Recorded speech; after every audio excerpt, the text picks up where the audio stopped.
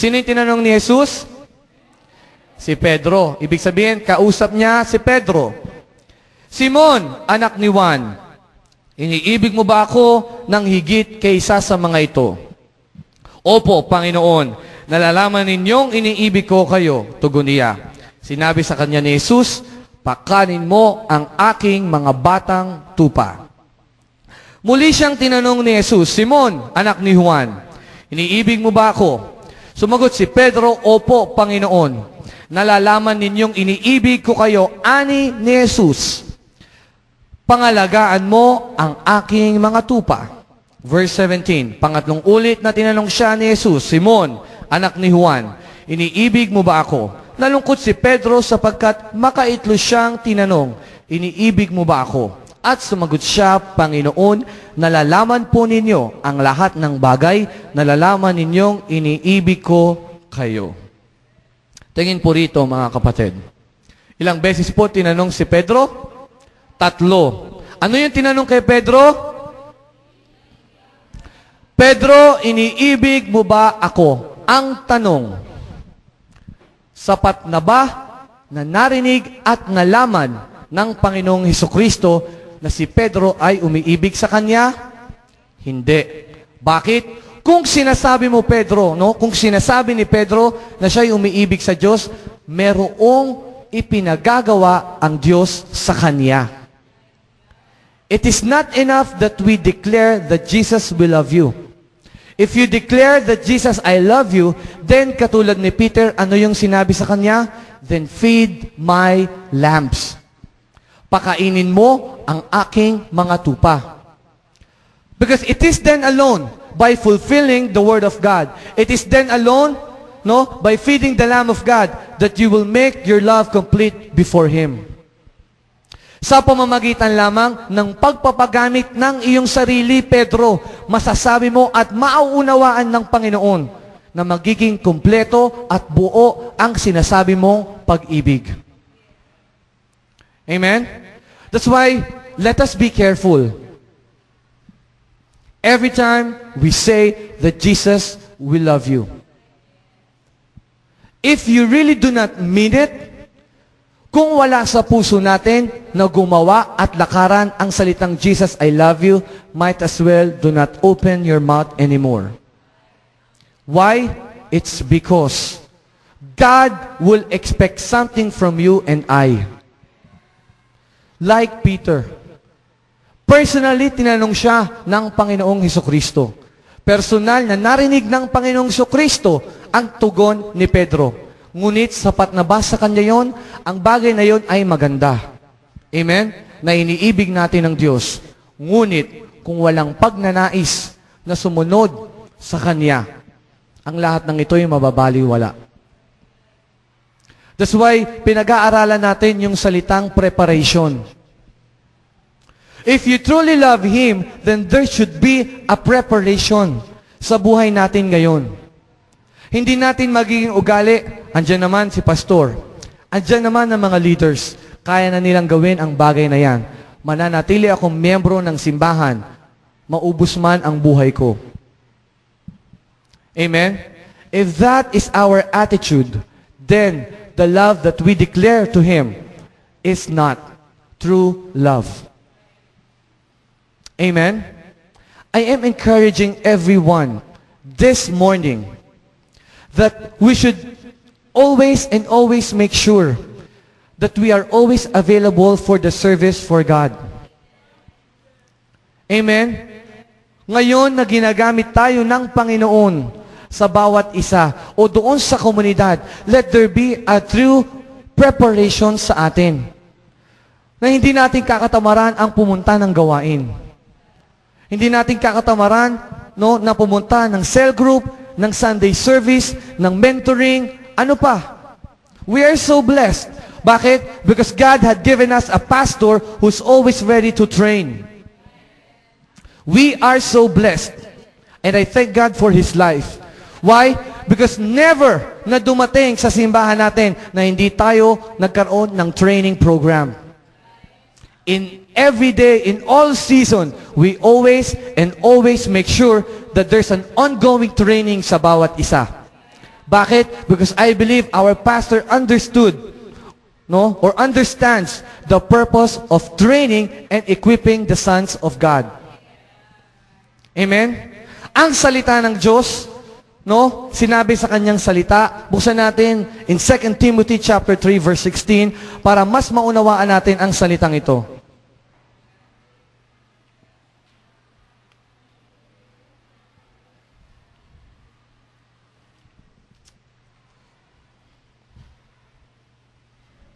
Mabilis po ba ako? Sabihin niyo po kung mabilis po, no? Para po medyo bagalan ko po yung face natin. Okay na ba yung ganun? 2 Timothy chapter 3 verse 16. Say amen po kung nandun na po kayo. Yon, antayin nyo lang po ako. Yan. Basahin po natin. No? Ulitin natin, no? Tayo ay mapalad dahil tayo ay tinetrain. No? Almost every day or every week ng ating buhay. At ano ang ginagamit ng ating pastor o ng mga leaders sa pagtitrain sa bawat isa? The Word of God. At ano ang sinasabi rito in 2 Timothy? Sabi rito, lahat, ibig sabihin, meron bang exception? Ibig sabihin, lahat, no? Lahat ng kasulatay kinasihan ng Diyos at magagamit sa pagtuturo ng katotohanan. Ibig sabihin, sa pagtuturo ng mga dapat gawin. Amen? Pangalawa, ang sinabi rito, sa pagpapabulaanan sa maling aral. Ibig sabihin, para tayo ay mapalaya sa maling aral ng nakaraan sa buhay natin. Upang ang aral na meron tayo ay aral lamang sa Diyos, hindi ang aral ng sanlibutan. Amen? Pangatlo, ano yung sinabi rito? Ang sabi po rito, sa pag-akay sa matuwid na pamumuhay. Ang salita ng Diyos daw, no, ay para maakay sa matuwid na pamumuhay. Sino? Ang bayan ng Diyos. Para saan ang matuwid na pamumuhay? Upang maligtas tayo sa anumang kapahamakan na dulot ng sanlibutan ito. At gusto kong maunawaan ninyo ang pinakahuli nating babasahin in verse 17 kung bakit kailangan natin ng preparasyon, kung para saan ang salita ng Diyos at bakit nating sinasabi na mahalaga ang paghahanda. Ang sabi in verse 17, sa gayon, ang lingkod ng Diyos, kayo ba at ako ay lingkod ng Diyos? Sabi rito, sa gayon, ang lingkod ng Diyos ay magiging handa sa lahat ng mabubuting gawain. Amen? Ano po ang sinabi ng salita ng Diyos? Upang tayo daw ay maihanda sa mabubuting gawain. Ngayon nyo sabihin sa akin na ang pagiging Kristiyano ay nag-uumpisa at natatapos lamang sa pag-upo sa simbahan. Ngayon sa akin sabihin ng mga compromisers at ng mga mediocres na enough na ang ikaw ay magsimba. Dahil malinaw na sinasabi sa salita ng Diyos, ang lahat ng nasa kasulatan ay kanyang kinasihan. At ang purpose nito ay upang maihanda ang lingkod ng Diyos. Kung tinuturing mo ang iyong sarili na lingkod ng Diyos, then dapat tayo ay maihanda sa lahat ng mabubuting gawain. Kasama nito ay ang pagbabahagi ng ating buhay sa ibang tao. What is the greatest commandment? You shall love God with all your mind, soul, and strength. And the second, you should love your neighbor as you love yourself. Mahalin mo ang iyong kapwa katulad ng pagmamahal mo sa iyong sarili. Katulad ng sinasabi ng salita ng Diyos.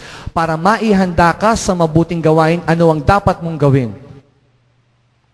Mag-aral ka ng salita ng Diyos. Lakaran mo ang salita ng Diyos. Amen? Amen? Alam nyo, meron ako yung kikwento sa inyo, hindi na po ito si Coco Martin. Ibang karakter na po. Amen? No? Sinare ko ito sa discipleship at sa cell group. Dahil kadalasan, nakakasawa talaga na magsalita ng I love you. Lalo na kung hindi mo ito, no, totally minimin. No, I love you, I love you, I love you. Parang wala nang dahilan. Kaya sa mga mag-asawa, no, sometimes lang sa isang araw niyo sabihin yung I love you. Just kidding. No? Kung naman yan ay minimini niyo, maganda. No, pero let us always make sure that our love is true enough. Sino rito mahilig manood ng TV? Taas ang kamay. Sige po, hindi ko po kayo pagagalitan. Re-review ko lang po kayo. Joke. Sino po? Taas natin yung ating mga kamay. Amaya. Sino pa? Sino pa? Anong paborito niyo po? Amaya? Ano po? Time of my life. Mara Clara. May narinig ako Mara Clara. Wala na pa? Ano? Pure love. Grabe, ano. Tindi nyo, Sige. Hindi ko kayo re-review. Pangako ko yan. No? Pero doon sa mga pinapanood nyo, mga pelikula, I believe merong commercial. Wala naman kayo HBO na Mara Clara, di ba? Wala namang HBO na Amaya. No? Merong commercial. Tama ba? Alam nyo yung commercial ng Nescafe?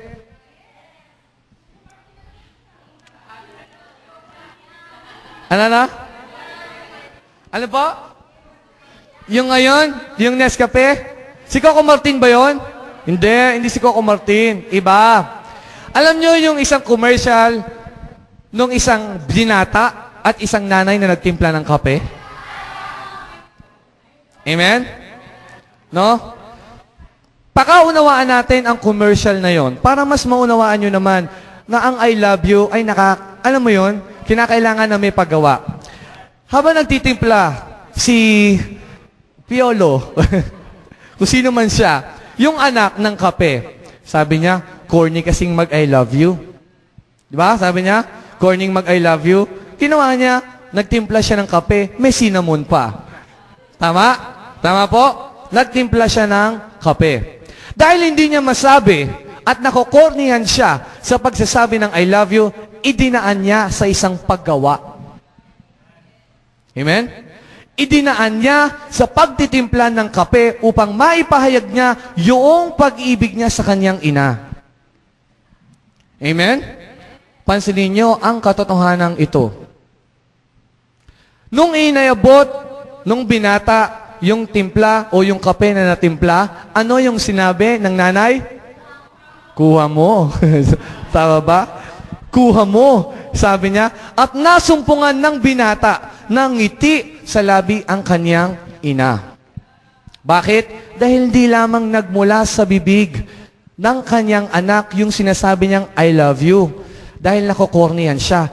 Ipinakita niya sa pamamagitan ng gawa ang kanyang pagmamahal sa kanyang ina.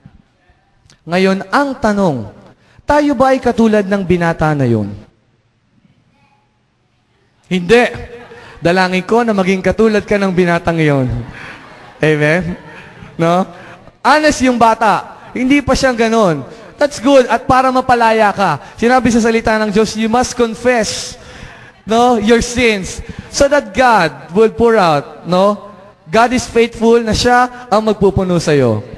Amen? Yan ay isang bata. I-share ko sa inyo kung bakit mahalaga sa akin ang bata. Amen? No? Hindi dahil sa ako ay nagpaplano na. No? Pero, balik tayo po doon sa istorya ng kape. Amen? Ang tanong ko sa inyo, katulad ba kayo ng binata na yon? Amen? Hindi dahil sa nakokornihan kang magsabi ng I love you sa Panginoon, kundi mas gusto mo na ipahayag ang iyong pag-ibig sa Kanya sa pamamagitan ng gawa. Amen? Lord, kami po ay naatasan ni Pastor na lumabas sa aming community. Sinasabi ko sa iyo na mahal kita. Kaya ang gagawin ko, aalisin ko ang lahat ng mali sa buhay ko. I will prepare myself for the service. Ako ay mag-aaral at magbibigay ng quality time sa iyo. Because I want to show na mahal kita. That's why ipapakita ko sa iyo that every day I will never miss to read the Word. Ipapakita ko sa inyo na patuloy at patuloy ko na ipapahubog ang aking salita o ang aking buhay sa pamamagitan ng iyong salita. Amen? Lord, gagamitin mo kami sa buhay ng maraming tao. Dahil sinasabi kong mahal kita, gagawin ko ito sa paggawa. That is the kind of mentality and preparation na gusto ng Diyos sa atin. Because many people, o marami sa atin, o marami sa kanila, yan, hindi na kayo yan ha, nire-release ko na kayo. Amen. Marami sa sanlibutan na hindi maaari siniseryoso o binibigyang kaunawaan ng bagay na ito. Amen? Bakit ko sinasabi ito?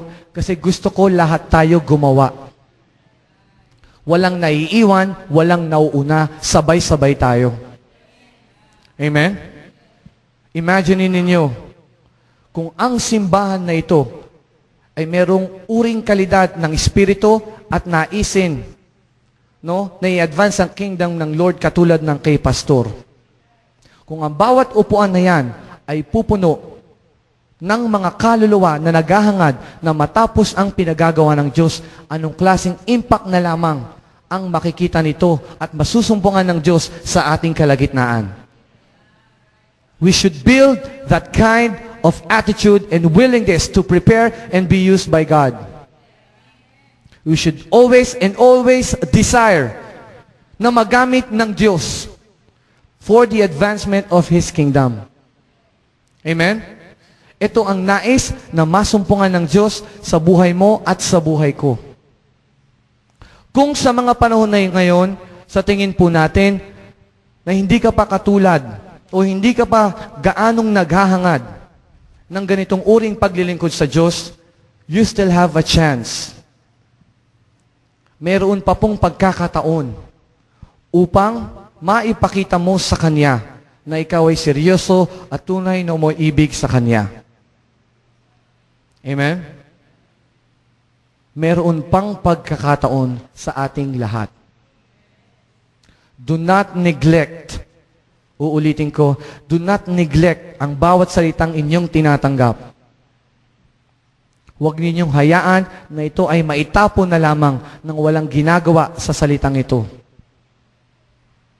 Amen? Kung talaga tayo ay nais nating makiisa, kung nauunawaan natin yung salitang power of one, then let it be an encouragement, uulitin ko, encouragement for everyone. Na kung saan masumpungan ng Diyos, hindi lamang ni pastor, na sabay-sabay tayong gumagawa para sa Kanya. Amen? Amen? No? That you will never live carelessly sa mundo na ito. Nasa trabaho ka man, nasa kapitbahay ka man, saan ka man dalhin ng Panginoon sa bahay man, you'd never live carelessly. You will always have the mentality o palagi kang merong mentalidad na, Lord, gusto ko na masumpungan mo ang katwiran at kabanalan sa buhay ko. Meron akong isang isi-share at itatanong sa inyo. Habang ako ay nagme-meditate, ito po ay dumating lang sa akin. Doon po sa libro ng Genesis o sa istorya ng panimulang tao, habang aking binabasa, sabi ko, meron doon isang verse na kung saan ang sinabi, marami ron ang sinabi ng Panginoon, magpakarami kayo, tama ba? Punuin ninyo ang sanlibutan ng inyong supling. No? Meron din doon na sinasabi na to rule and reign, pangalagaan ninyo ang lahat ng mga hayop at ipinagkatiwala. Meron doon na sinabi, inilagay ng Diyos ang lahat ng uri ng puno na namumunga sa lugar na yon at kasama niyon ay ang puno ng buhay at ang puno ng kaalaman sa mabuti at masama. Amen? Nasusundan niyo po? Doon sa paglalagay ng Panginoon, doon sa Hardin ng Eden, no, ng dalawang puno na yon, meron bang inutos ang Diyos? Ang sabi niya, wag na wag kayong kakain o makakain ninyo ang lahat ng prutas sa hardin. Wag na wag nyo lang kakainin ang prutas na nagdudulot ng kaunawaan sa mabuti at sa masama. Dahil, ano yung sinabi roon? Mamamatay kayo. Ang tanong, nais ng Diyos na maranasan mo at maranasan ko ang lahat ng mabuti sa mundo na ito. Amen? God wants us to experience the best things of life. And I 100% agree with that. Gusto ng Diyos na maranasan natin ang lahat ng mabubuting bagay sa mundo na ito bilang Kanyang mga anak. Ngunit tinanong ko ang aking sarili, hindi ang Diyos, ang aking sarili. Kung plano ng Panginoon na maranasan natin ang kabutihan ng mundo na ito, bakit kaya kinakailangan pa na maglagay siya ng isang puno na maaring kadulutan ng kamatayan ng tao? Amen? Minsan ba naitanong niyo yan sa inyong sarili? Kung ang plano ng Diyos ay magbigay ng pinakamabuting bagay sa lahat ng tao, bakit kinakailangan pa siyang maglagay ng isang puno na maaaring maging dahilan ng pagkamatay ng tao? Amen? Amen? I was meditating the Word of God and ito ay dumating sa akin. And then I suddenly realized na ito ang kasagutan sa aking tanong, ayon sa buyo ng Santong Espiritu. Amen? We are sons, hindi tayo mga natural lamang na tao na hindi naniniwala sa Kanya. It is a fact that God wanted us to experience the best thing of life by observing His commands. Nais ng Diyos na maranasan natin ang lahat ng mabuti sa mundo na ito na merong sinusunod na utos. Na hindi katulad ng sanlibutan na ninanais o nagnanais na maranasan ang kabutihan o ang lahat ng mabubuti sa mundo na ito ng being careless. I believe the reason kung bakit hinayaan ng Diyos na mailagay ang puno na iyon upang ma-experience nila ang kabutihan ng lahat ng bagay and at the same time, magkaroon sila ng obedience sa Panginoon. This is how you enjoy life, by observing my commands. Ito ang nais ng Diyos sa bawat isa sa atin. Nais niya na maranasan natin ang lahat ng mabuti sa mundo na ito nang sinusunod ang Kanyang mga utos. Nang mayroong takot sa Kanya. Na hindi katulad ng sanlibutan na kung saan nag-e-enjoy sa lahat ng bagay sa mundo na ito nang walang pagkatakot. Mula pa nung una hanggang sa ngayon, ito na ang plano ng Diyos sa atin. Ang maranasan ang mabubuti sa mundo na ito nang merong sinusunod na utos mula sa Kanya. Katulad ni Adan, binigay ng Diyos ang mga hayop, ang masasarap na prutas, ang lahat ng puno, ang kagandahan ng kapaligiran. Ngunit I know and I believe that God wanted him to observe His commands as well. Na hindi niya i-enjoy ang lahat ng bagay na iyon, no? Sa pagiging careless. Amen? Nais ng Diyos na hindi maging careless si Adan. That's why ang gusto niya, habang ine-enjoy mo o fino-fulfill mo, ang nais kong maganap sa buhay mo, kinakailangan meron kang utos na sinusunod. Katulad mo at katulad ko. Hindi tayo nabubuhay ng para sa sarili lamang. Tayo ay nabubuhay sa bawat salitang namumutawi sa bibig ng Diyos. Amen? Nabubuhay tayo. Ang sinabi ng Panginoong Kristo in John chapter 10, ang kaaway ay naparito upang pumatay, sumira at magwasak. Ngunit ang sabi ng Panginoong Kristo, ako ay naparito upang magbigay ng buhay na kasiyasiya. Mula pa nung una hanggang sa panahon ng bagong tipan, hanggang sa ngayon, ito na ang plano ng Diyos sa atin. Ngunit para maranasan mo ang bagay na ito, kinakailangan meron kang sinusunod na utos mula sa Kanya. Amen? Meron kang sinusunod. Merong preparation, merong paghahanda, at may pagsunod na ginagawa. Amen? Amen? Ito po ang kalakip nung salitang papaano tayo maghahanda. Amen? Paano tayo maghahanda? Kailangan sa paghahanda natin merong paggawa. Dumako tayo doon sa pangalawa nating topic, doon sa tanong that how are we going to prepare? Paano tayo maghahanda sa Diyos? Amen? Let me start it with saying, na-enjoy niyo pa ba ang paglilingkod sa Diyos? Amen? Na-enjoy pa ba natin ang paglilingkod sa Panginoon? Definitely. And I thank God for that. That He continuously giving us the reason and the joy in serving Him. Amen? Isa sa mga discipleship training namin, mayroon akong tinanong na isang kapatiran.